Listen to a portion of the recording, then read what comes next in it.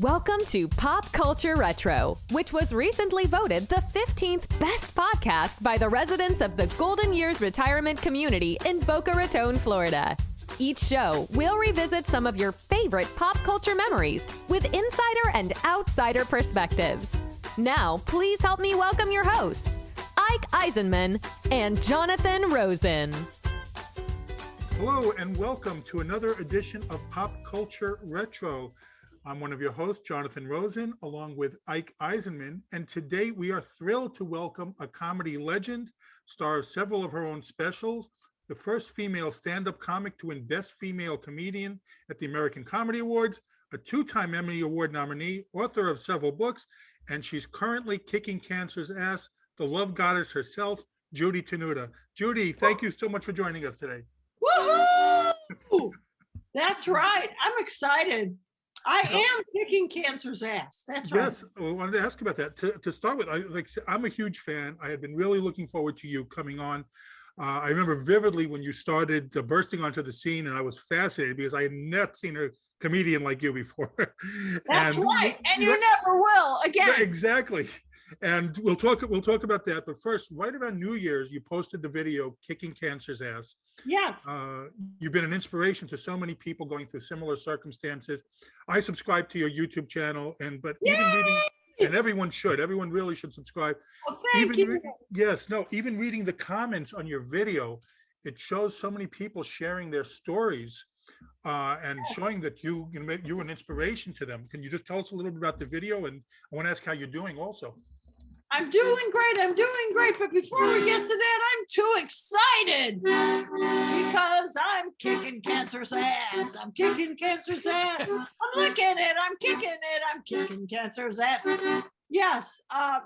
It's not tough enough, right, that we're going through the pandemic. On top of it, the goddess, had to get cancer. What the hell's going on, God? Anyway, wow. No, but it's okay because I have great doctors. You got to have great doctors. Thank you. Let's give thanks to my doctors at UCLA, Dr. Cohen and Dr. Alcantar. All the nurses. Nurses do not get enough credit. All my love to my nurses, all the nurses all over too, who put their lives on the line for our safety. And anyway, yes, I found out actually just before Easter, and I didn't believe it because, I felt fine except for a little pain in my left side that I'd get, and I'd take some Tylenol and it would go away. But then my doctor said, no, here's the x-ray. And I said, oh, that can't be me. And they go, well, it is you. And then I said, well, we've got to kick cancer's ass. So that's what so my doctors I did 2 rounds of chemotherapy. Then I had an operation on June 29th. And then that was tough. But guess what? I am one tough cream puff. And you know that. Yes. And also, then after the operation, starting a month later, like I want to say in August, I got one more round of chemo. So I've been doing well. I've been doing better and better, and I'm in a partial remission right now. Yay! Hallelujah! Hallelujah! Oh, that's great. Yeah, and as you can see, I'm very up. I tell anyone who's going through this, or if you know someone, please try to be up. And then so many people fall, not so many, but I have friends who have fallen by the wayside. This is so stupid. I think people think that, well, then you find out who your true friends are, right? I mean, I don't hear from a couple of people that I thought were good friends, but here's the thing. You have to bless and release those pigs, because there's other good people who all support you. Every other day I get calls from my friends. Judy, we're kicking cancer's ass today. We're kicking it. We're licking it. We're kicking cancer's ass.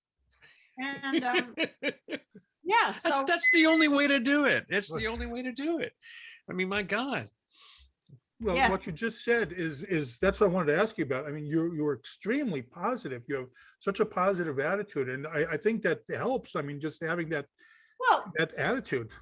yes, yes. Now, mind you, when I was going through chemo, that was really tough. And I'd be like, I can't talk. I can't, because you can't, it's hard, you can't eat.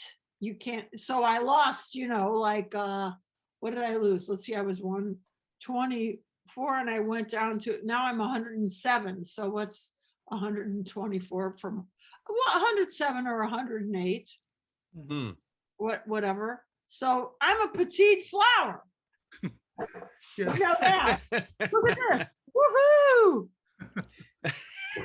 Yeah, but I don't advise that kind of diet. It's No, called, no. people would see me that didn't know, and they go, "Oh wow, you got thin. What did you do?" I go, "It's called the chemo diet." Yeah, but Wow. I feel great. I try to be. Yeah, you just got. By the way, also my boyfriend takes great care of me. It's very important Oh, that's to great. surround yourself with people who care about you. My boyfriend would take me to all my appointments, everything that I needed to do, my MRIs, blood tests. But luckily, I'm seeing the doctor less and less. I don't see my doctor great. for another 3 weeks. I saw him last week. So that's a month. That's Right. really good. Yeah. So, and and I pray, and so many people, let me thank all the people out there who pray for me. It really means the world for me. People sending positive vibes, people who pray for me, honestly, thank you so much. And I send blessings to all of you, Well, because, you certainly have our prayers as well. I mean, oh, thank you. you really, the video itself, the kicking cancer's ass, such a fun Woo-hoo! video. Was that, I mean, cathartic to make it? And you made it Oh. during the pandemic, or like last year. I mean, just, We made it, I'll tell you what, we made it just before Thanksgiving. And I got to tell you starting in, I want to say the beginning of November, or was it right? My birthday's November 7th. So I started recording. Yes, that's right. At the end of October with my good friend CJ, who is a fantastic musician. In fact, he did the music for Best in Show, some Christopher Guest films. His Mhm. CJ Vanston. And what I did was I already wrote the song, the words and the music. I went in his studio, and he realized all the music with different instruments like tuba. I said I wanted to sound like like a polka, like an up fun polka, and everybody's into it. And yeah, it's really great. I'm kicking cancer's ass. I'm kicking cancer's ass. Everyone who's got it is kicking cancer's ass. I'm kicking cancer's ass. I'm kicking cancer's ass. We're whipping it. We're licking it. We're kicking cancer's ass. Woo! I wanted to let people know, basically, that I'm still alive, bitches. Yeah. Right? Yeah. Sure. What's really funny, the things I've encountered are people who call you and then they start whining about their little aches and pain. Oh yeah, I know how you feel. I stubbed my toe. Go hang yourself, bitch. You have no idea what this is to go through chemo. And when you talk to somebody who's going through this, just, there's a lot of people that then, like I say, they don't call you because listen, idiots, call someone. If they're going through something tough, all you have to do is call or text. Hey, I am in your corner. I'm rooting for you. You're gonna beat this. Just anything like that, or just I'm rooting for you. I'm praying for you. Whatever. But some people don't believe in prayer. I strongly do. But just let people know. Hey, you are gonna kick cancer's ass because you're one tough cream puff. There you go. My gosh. And I'm say sure have you gotten a lot? I'm sure you've gotten a lot of support from your fans. Have they Oh, reached out to you during this time? absolutely. All over my social media. Like I say, please go to my YouTube channel. You're going to get hours of fun because I have at least 50 videos on there. The main one I want you to see now is Kicking Cancer's Ass. That's the first one up. There's so many good ones. Mountain Girl.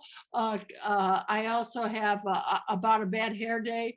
It's called Spike It. I also have that's a tribute to Lady Gaga and Madonna. It's called Hot Bra Cones. And just so many great things on there, and things from my videos like Women of my specials like Women of the Night.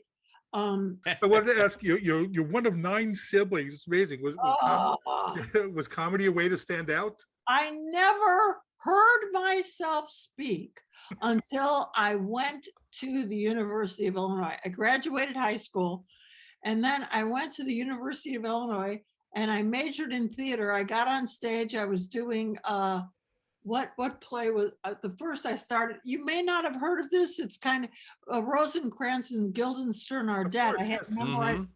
Okay, so I was that, and I go, oh my goodness, people actually listen to you when you're on stage. So then I was kind of hooked, and I decided to, do whatever I'm doing in theater.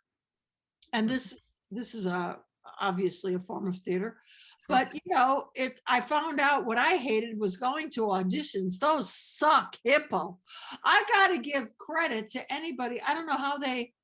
I think I'm with you on that one. That was the part of the business that I just could not. I really could not stand it. So first of all, I think come on, let's face it. Casting people are human. They have friends. They're going to put their friends in it. So if you're not their close friend, you got to get on the mattress. You got to do the the layaway plan to get hey. That never worked for me. Well, I never did it. But by the way, I'm not condemning anyone. If you do it, go ahead. Well, when did you first get into stand-up? Well, I was I would go to the auditions. I was only 20, 21. And that was in New York City. And then my friend said to me, because I'd be at these auditions and I would make fun of everyone there. I'd make up jokes.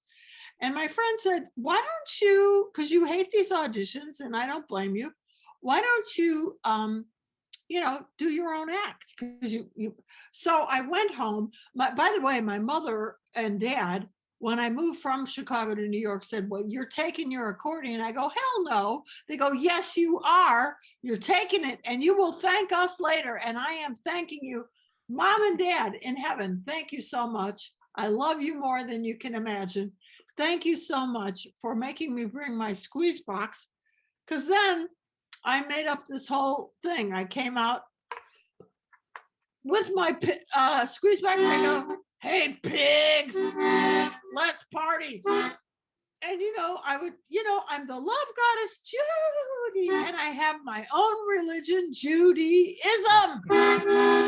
Yes. And then it went from there. And I have, as you know, I have many songs. I'm very musical. I have the Pope song, my dad's song. By the way, these are also, you can see these things on my YouTube channel, Judy Tenuta YouTube. And, so yeah, it's really great. And that was okay. So I started doing stand-up then in Chicago. Before I did that, I was dancing at and doing a little comedy at the Chicago Holiday Inn. They would have a little stage, so I was a waitress. So in between serving drinks, I'd get up and do some stand-up. Then I went to Second City and took classes. Then I came up with my own act. So there you have it. Wow. Well, I love origin stories. That's why we ask this question, because when you're an established part of people's lives and entertainment lives, I I'm a pop everyone. culture icon. Yes, I know, but people tend to forget that there was a time before you were the famous Judy Tenuta, and you had to get your start. So that's amazing to me. I find that really interesting. Oh, you know what I would always find amazing as I was starting out, I just thought, I have to do this. I'm doing this. I never said, you know how a lot of people go, I would talk to other people that I met along the way and they go, well, I have a backup plan. Oh, no. As soon as you say that, you got to devote yourself to it. You've got to, if you're really, some people just don't, some people just don't really have the talent. Well, yeah, that's the bottom line. But it's okay. You can try it. It's good. Yeah. It's good for you to try it. But it also takes a lot of guts, as you know. So I do think my stand-up helped me in this cancer battle because, let's face it, when you go in front of a lot of strangers, you got to have a lot of guts to do that. And, to say, hey, pig, you're going to laugh, we're going to party in your pants. Yeah. So how long, you're building your act through these various, these various venues. How long was it before you sort of had your whole persona for your routine down? And okay, but it evolves, right? So I started, of course. I was very lucky in Chicago. There were several comedy clubs in the late 70s when I started. And that's where you really need to work. I know a lot of people went right to California. You don't get much, LA, you don't get much stage time, because everybody's competing to get in on at the Comedy Store or whatever. I say, wherever you live, or go to a bigger city like Chicago where they have a bunch of comedy clubs, or, I could, on a Saturday, I could do 3 shows a night. During the week, I could do, so all these things. And I had a couple friends, we would go together sometimes. But on the weekend, I would do a place called Sylvester's, Zany's, Byfield's, all in the same night. And they were all within 3 miles of each other, or 5 miles, so it was really great to do that little circle. And then there were other clubs too. There were at least 2 other, that's a lot of clubs you can practice your art. So yeah, it takes a lot of dedication. And how long were you building and working on your act before you actually got your big break? Okay, so my big there's various big breaks, right? So my first time that I got to go on the road and open for a bigger name, I was opening for Jay Leno in 1980 at the Punchline in Atlanta. I love Hotlanta. We call it Hotlanta. Punchline. I had many shows there, so bless them, they are no longer there because, it's so sad, isn't it? All the things that have gone because of the pandemic. Like even here in LA, I'm so sad. I got to tell you, my favorite restaurant, did you ever hear of Jerry's Deli? Oh my gosh, I lived there practically. Yeah, that's where It's gone. No. The main one on Ventura in Studio City is gone. Oh my gosh. So sad. Is Arts still there? Arts Deli? Arts is still there. Arts is okay. Still there. Thank goodness. Okay. At least something's surviving. Yeah. But my favorite other restaurant, is called Bistro Gardens. That went last year. I'm so sad.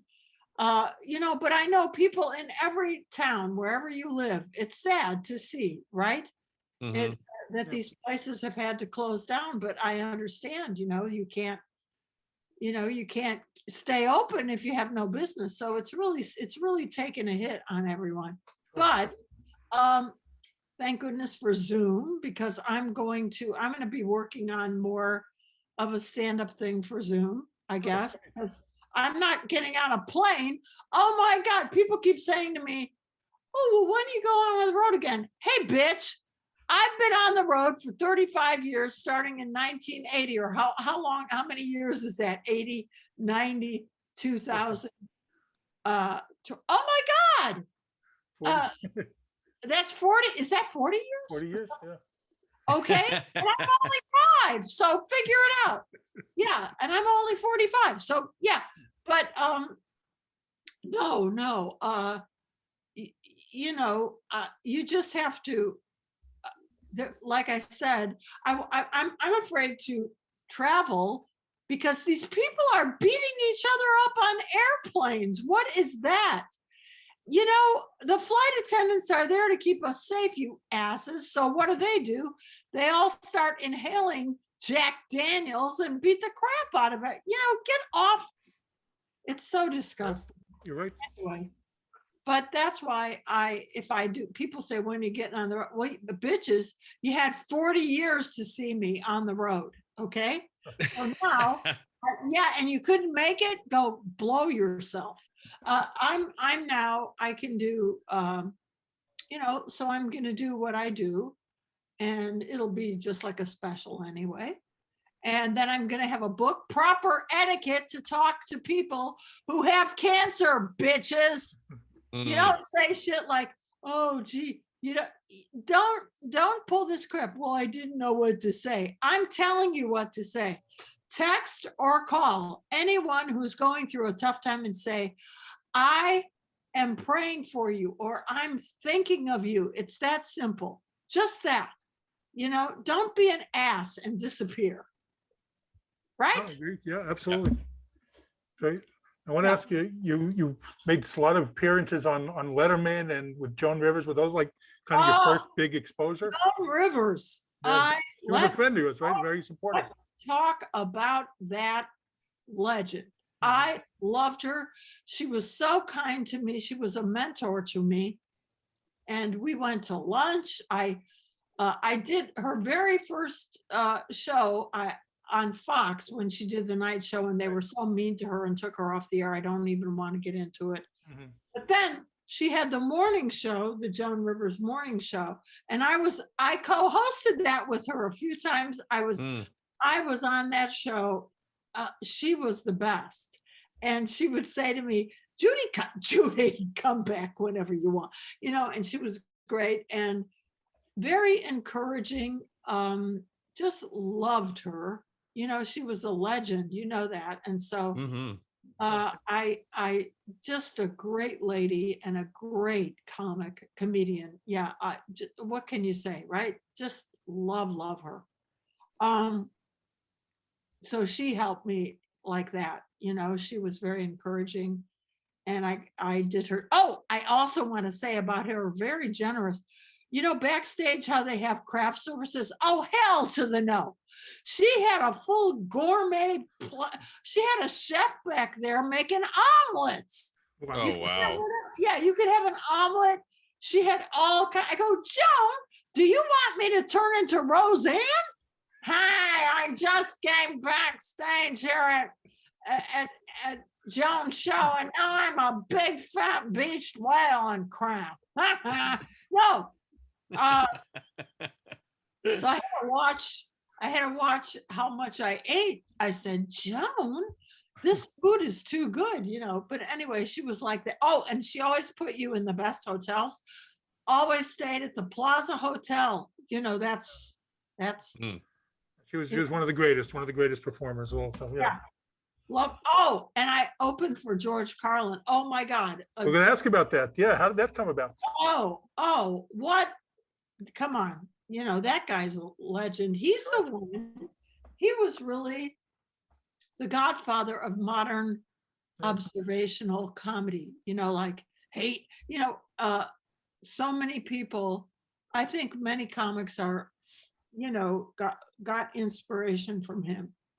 Loved that guy. Mm-hmm. We did many shows together. Actually, we did I did my first HBO special, Women of the Night, in 1987.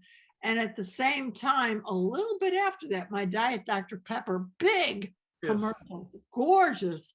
They're like little movies. They don't make commercials like that anymore. They're like fantastic and funny and great. And anyway, so while I was opening for George, he also put you in the best hotel. We had done a show, I think it was in upstate New York. So then we came back to Manhattan, and we stayed at a beautiful hotel right next to the plaza. Gorgeous.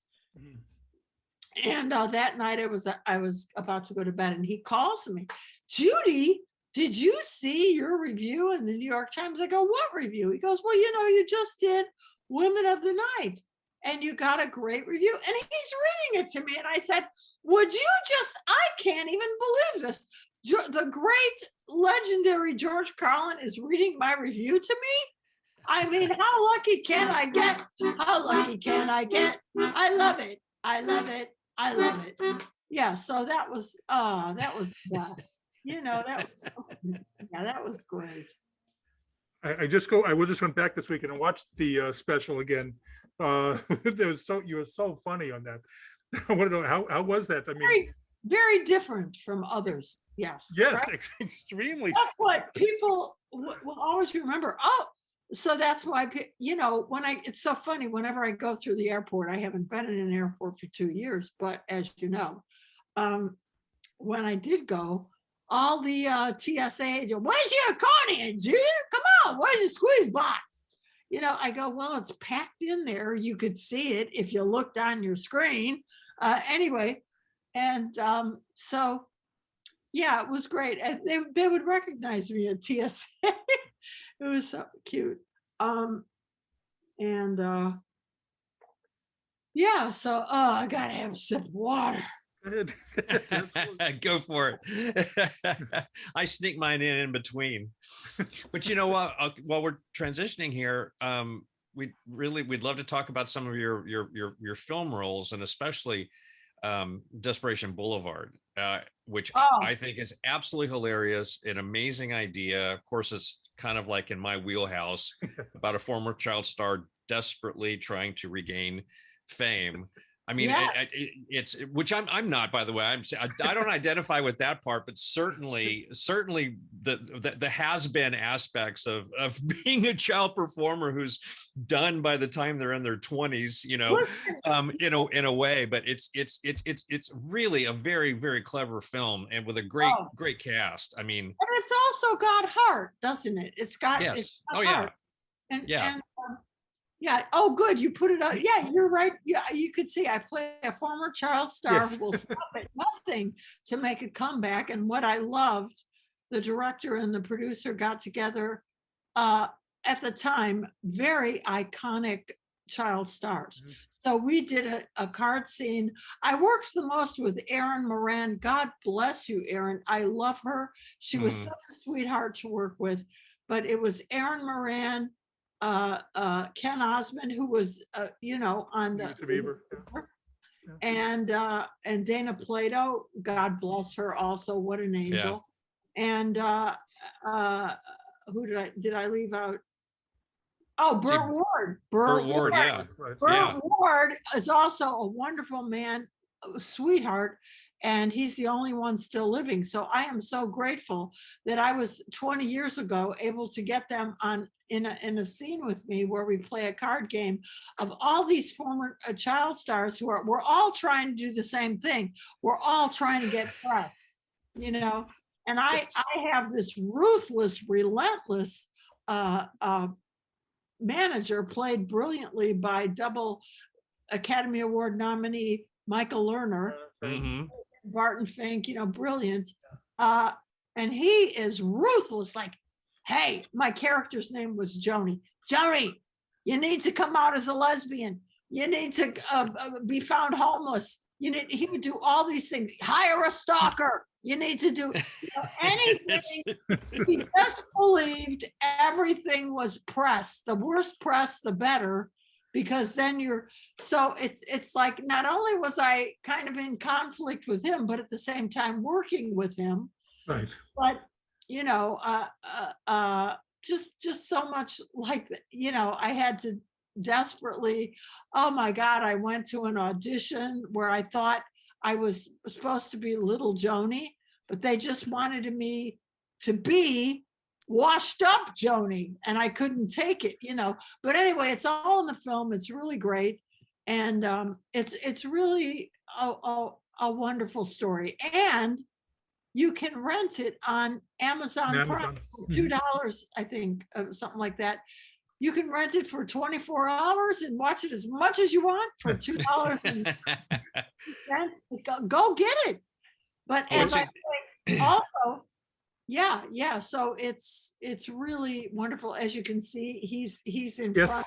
Yes. There I am. Yep. You see me on the cover.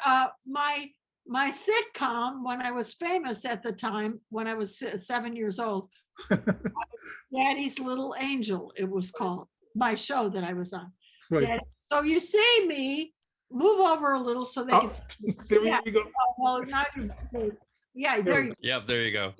See, I play, here I am. I've got sunglasses on. I've got my halo. I'm in my angel costume, but I'm robbing a convenience store just to get publicity. It's so insightful about the business. It's like that darker side of Hollywood that you kind of hear about, in the gossip, rags and websites and shows. But I mean, to see it played out dramatically that way, you were just absolutely fantastic in it. And I think one of the hard things about this, when you're creating a fictional famous character, is really being able to do it in a way that draws the audience into the relatability of the history of it. And like the black and white show, the TV show was just so clever. What a clever way of getting an audience comfortable around an idea that you were famous as a child and this is how old the show is. And it blew me away. I got to be honest with you. I want to thank my writer director for that, Greg Liana. He also has other films, but I was we worked together so closely on everything, and to get it done. And I am the executive producer because I believed in it, so I saved all my stand-up money, and because I am not a specific type, like it kind of helps if you're, what I mean. I'm not like a fat, they look at, I'll tell you what, this Zendaya, she's this tall, thin, she's great for movies because she's a very specific type, right? Mm-hmm. And I'm not blaming it on that, but hey, I have a whole career as the Love Goddess, Petite Flower, Fashion Plate Saint, and Aphrodite of the accordion. So I am not complaining. But you have to do your own projects too. And Desperation Boulevard was obviously a project close to my heart. And thank you, Greg Liana. And also the wonderful people. How about Weird Al? Yes. Al. Mm-hmm. Oh yeah. We asked about that too. You're very friendly with Weird Al, right? And you do a lot of things with him together. I did Weird Al's first TV show. I called The Weird Al Show. In 1997, we had so much fun filming it. I played his psychic friend, Madam Judy. Oh, Al, come closer. Al, I can predict the present. Yeah, okay. That's what I would say. I could only predict the present. So I would look at him and I go, oh, Al, you are wearing a green shirt. Whatever I would say. So yeah, it was really great. It was so much fun. And I wanted to ask about a couple of the kids shows you on. I remember at the time when my kids were of that age, we were like on Corey in the House, Ned's Declassified. Yes. And what was it like? Did the kids aware that they were like with this big comedy legend? I mean, did they even realize it? Oh, they were so great. They were so sweet and wonderful. Yes, all of them were great. If we want to get into people that were a little snooty, No, go ahead. Go ahead. Sure. Oh, but by the way, if you look on my YouTube channel, which is free, go to my YouTube, Judy Tenuta YouTube. We are going to put all the links in as well. Yes. Yes, thank you. Because you will see me on General Hospital.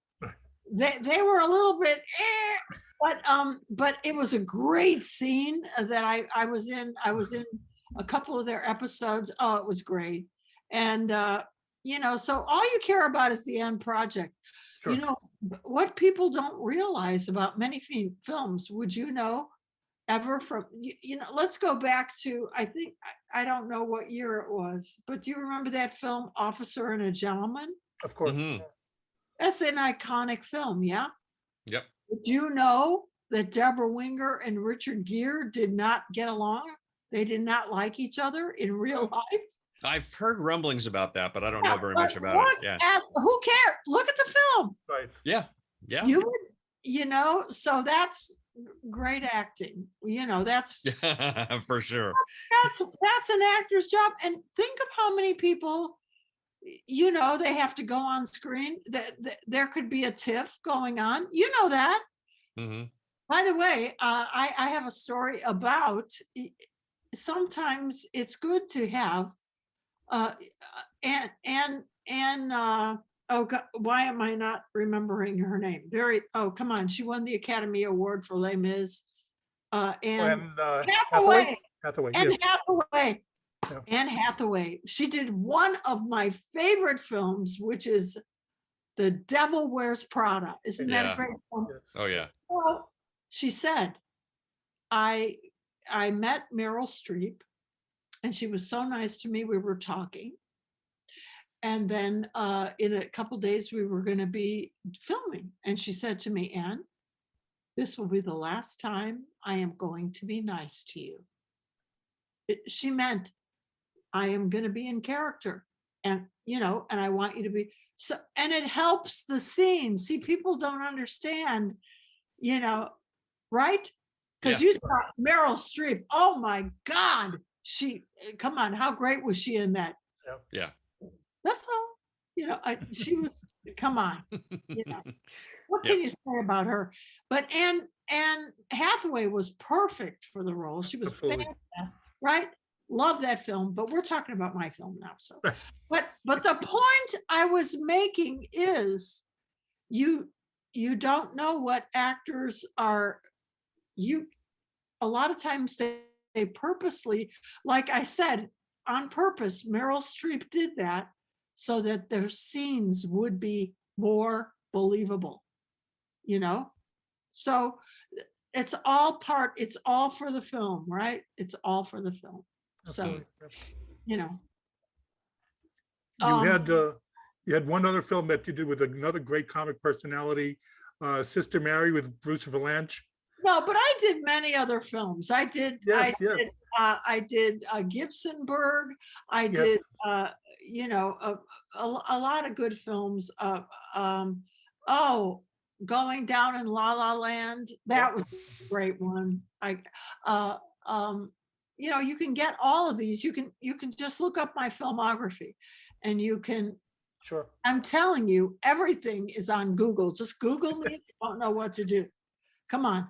So, but I obviously have my own page. You guys are going to put up all my links, Yep. YouTube, I think, is the best because you can look at, there she is kicking cancer's ass. There she is,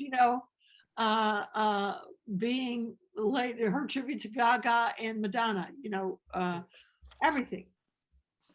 Well, I got to ask you about some other fun stuff you've done. You did Match Game and Hollywood Squares. I mean, I love those shows, and I couldn't imagine how much fun that had to be. How was it? Yeah, love them. I love them. Thank you. I'm so happy I got to do those. Yes, those were, you know what? I had so much fun with Vicki Lawrence. We were on the top tier, and then there's the bottom tier with she's no longer with us, but I loved her too. The big singer. Oh God, that's terrible. But anyway, I was on the top level with Vicki Lawrence, and we got yelled at because we would be laughing in between. But we had, I love doing that. That was on, you're right, what was that? 1998, even before that. No, wait, when, I don't know, but it was on for, and by the way, you can look that up too. You can go, Yes. yeah. Well, I want to ask you, it shows on your IMDb, speaking of which, that you're filming something with Kathy Garver that she was on as well. Is that true? Is that the executive? We never know. Okay. Yes, I did film that. We're still waiting for that to come out. That's the thing about film. You could film something from a year ago and, we've already done it, but you haven't seen it yet. So that, and I'm working on other things. As you know, I'm always busy. We would ask what you were doing next, but I also want to talk about your books. I write, I have trouble coming up with titles for my books. That's what I want to ask about. You have some great titles: The Power of Judaism, Full Frontal Tenudity, which has pictures and cartoons. I'm holding it right now. It's a very funny book. Of course it's funny. Yeah. It's hilarious. And oh my goodness, look at how late it is. It's almost time to go. It's almost time to go. Well, do you have any plans for a memoir or anything? A memoir? No. I mean, here's the thing. I never slept my way to the top, so I don't have these great stories like, Marilyn Monroe, by the way, I love her, but, and she did. I mean, she was kind of famous for doing that, but it didn't matter. She was a genius, brilliant icon.